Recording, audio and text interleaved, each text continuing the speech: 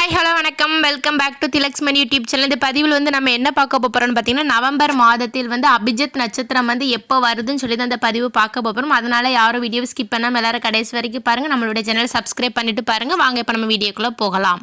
ஒவ்வொரு நாளும் வரக்கூடிய அபிஜித் முகூர்த்தம் எவ்வளவு முக்கியமோ அதை விட பல மடங்கு முக்கியத்துவம் வாய்ந்தது தான் இந்த அபிஜித் நட்சத்திரம். இந்த அபிஜித் நட்சத்திரம் நேரம் வந்து வெறும் 24 நிமிஷம் மட்டுமே இருக்கும். நாம் இந்த 24 நிமிஷங்களை வந்து சரியாக முறைப்படி பயன்படுத்தணும். நியாயமாக எந்த கோரிக்கை எந்த ஒரு வேண்டுதல்கள் இருந்தாலும் நிச்சயமாக கட்டாயமாக நிறைவேறும். இந்த அபிஜித் நட்சத்திர நேரத்தை வந்து எப்படி கணக்கீடு செய்கிறாங்கன்னு சொல்லி பார்த்துடலாமா?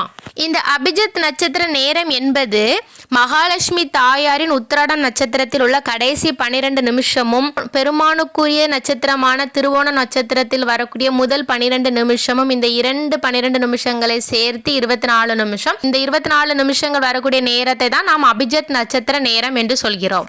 அந்த 24 நிமிடத்தில் வந்து நீங்க என்ன கேட்டாலும் நடக்கும், என்ன நினைத்தாலும் நடக்கும். அப்பேற்பட்ட ஒரு அற்புதமான 28வது நட்சத்திரம் தான் இந்த அபிஜித் நட்சத்திரம். எல்லாருக்கும் வந்து 27 நட்சத்திரம் தான் தெரியும், 28வது நட்சத்திரம் ஒன்று இருக்குன்னு சொல்லி தெரியாது.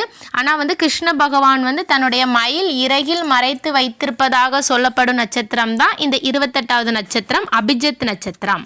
அதுவும் இந்த அபிஜித் நட்சத்திரம் வரக்கூடிய அந்த 24 நிமிஷத்துல வந்து நீங்க வந்து என்ன வேண்டுதல் வச்சாலும் வந்து உங்களுக்கு வந்து உடனடியாக நிறைவேறும். உங்களுக்கு வந்து இப்போதைக்கு உங்களுக்கு உங்க வாழ்க்கையில் வந்து அடுத்த கட்டம் செல்வதற்கு வந்து என்ன வேண்டுதல் வேணுமோ நிச்சயமாக அந்த ஒரு கோரிக்கையை மட்டும் வைத்து நீங்க வந்து வழிபாடு செய்யுங்கள். நிச்சயமாக உங்களுடைய வேண்டுதல்கள் வந்து நிறைவேறும். எப்படி வழிபாடு செய்யலாம் என்று பார்க்கலாமா? உங்கள் வீட்டு பூஜை அறையில் வந்து நீங்கள் வந்து கிருஷ்ண பகவான் படம் வச்சுருப்பீங்க, இல்லைன்னா பெருமாள் படம் வச்சுருப்பீங்க. பெருமாள் படம் கிருஷ்ண எதுனாலும் பரவாயில்ல. நீங்கள் வந்து அந்த படத்திற்கு வந்து சந்தன குங்குமம் போட்டு வைத்து விட்டு நல்ல மலர்களால் வந்து நல்ல அலங்காரம் செய்து கொள்ளுங்கள். பின்பு ஒரு நெய் தீபம் ஏற்றி வைத்து வழிபாடு செய்யுங்கள். பின்பு பார்த்தீங்கன்னா வந்து அதன் பக்கத்தில் வந்து ஒரு டம்ளரில் வந்து தண்ணீர் வச்சுக்கோங்க.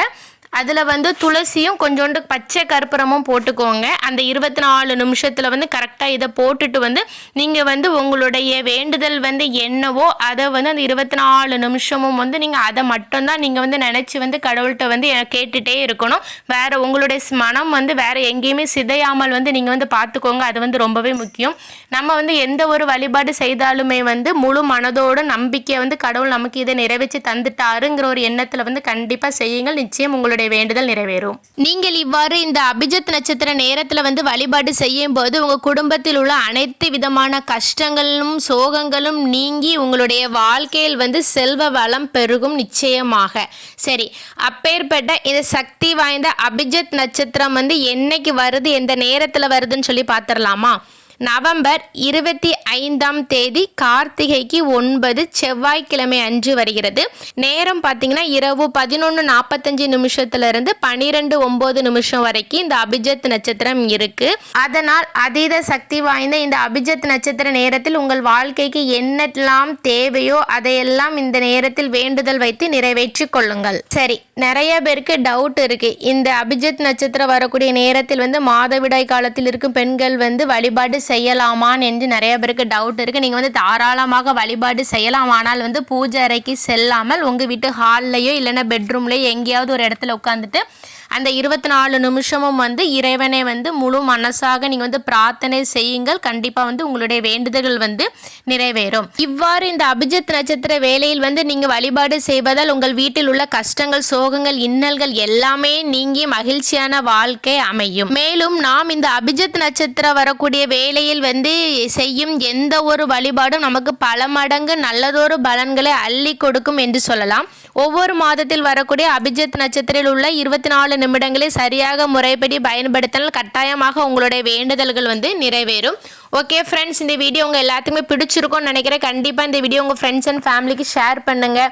உங்களுடைய வேண்டுதல்களை வந்து இந்த 24 நிமிஷத்தில் கடவுளிடம் சொல்லி வேண்டுதலை நிறைவேற்றிக் கொள்ளுங்கள். தேங்க்யூ ஃபார் யுவர் வாட்சிங். இனி அடுத்து இதே மாதிரி ஒரு நல்ல பதிவில் சந்திக்கலாம். நன்றி, வணக்கம்.